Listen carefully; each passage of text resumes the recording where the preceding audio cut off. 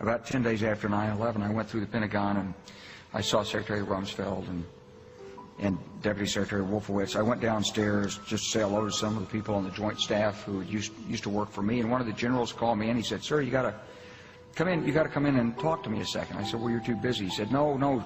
He says, "We've made the decision. We're going to war with Iraq."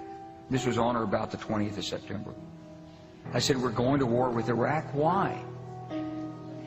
He said, "I don't know." He said, "I guess they don't know what else to do."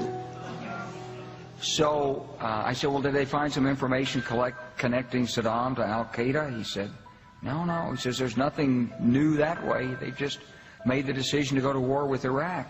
He said, "I guess it's like we don't know what to do about terrorists, but we've got a good military and we can take down governments." And he said, "I guess if the only tool you have is a hammer, every problem has to look like a nail." So I came back to see him a few weeks later, and by that time we were bombing in Afghanistan. I said, "Are we still going to war with Iraq?" And he said, "Oh, it's worse than that." He said, he reached over on his desk, he picked up a piece of paper, he said, I just got this down from upstairs," meaning the Secretary of Defense's office today, and he said, "This is a memo that describes how we're going to take out 7 countries in 5 years, starting with Iraq and then Syria, Lebanon, Libya, Somalia, Sudan, and finishing off Iran."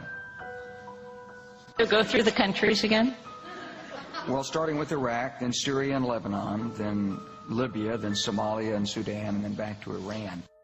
Truth is about the Middle East is, had there been no oil there, it would be like Africa.